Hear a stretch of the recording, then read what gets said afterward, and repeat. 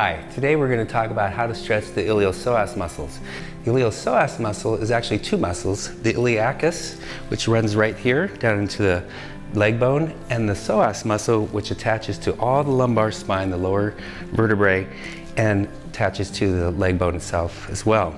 It intertwines with the iliacus, where it attaches to the leg bone, and the action is to lift the leg. So it lifts it, flexes the leg as it anchors on the lumbar spine. This muscle gets shortened very easily because we use it day in and day out for posture, for walking, for running, and when we sit, it's also shortened just by standing with posture. So we're going to want to stretch that muscle every day. Let's show you 3 ways to stretch it now. And the first was the traditional stretch, where we used to call it a hurdler stretch, where the side that we're stretching is the leg is back. The traditional stretch basically allows us to bring our legs as far apart as possible. That feels comfortable. As you gain this stretch and lengthen out, you can bring the legs out further. And then we're going to lift the arm up. Sometimes people lift both arms up. I tend to get a better stretch lifting one arm up and extending back. The stretch itself should feel a pull or lengthening through here. And it should not be painful, it should be an uncomfortable lengthening.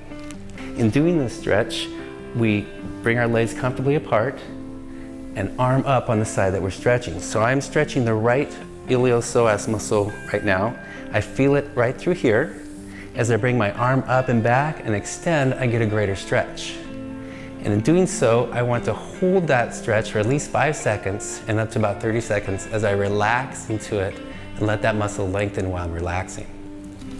So that's the traditional stretch.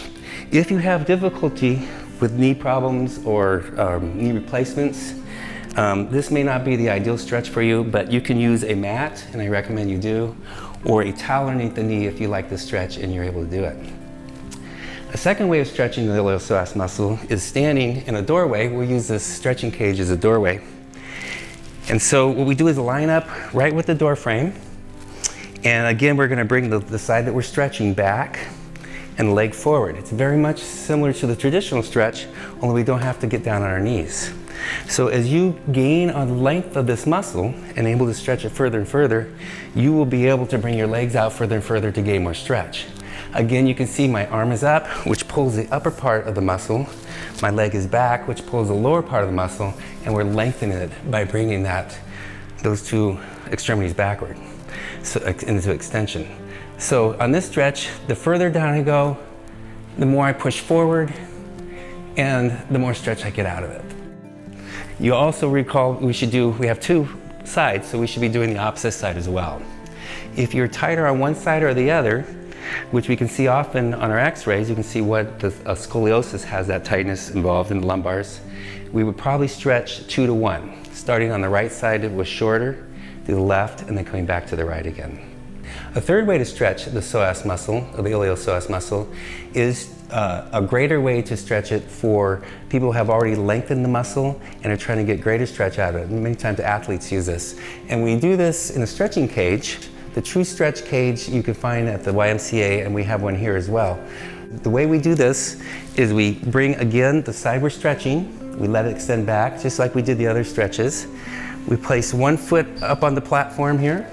The other leg is actually going to hang free. So you can see I'm holding here, and I'm actually pulling forward, extending this leg back by my pull, also extending my arm back by my pull.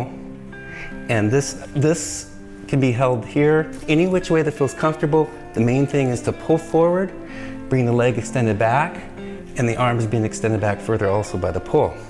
Again, I'm relaxing my whole right side here, and if I want to find different fibers in the muscles to stretch, I can turn my foot with the leg just hanging, and I can actually hit different fiber strands in the psoas muscle by turning my foot and pulling. I want to remind you, it's not just athletes and physically fit people that can use a stretching cage. Anybody can use a stretching cage, and I'd like to encourage you to use it when you come in for your adjustment. Remember, stretching daily is very important for life. Tight muscles will accelerate degeneration and help you lose posture, but lengthened muscles will give you life.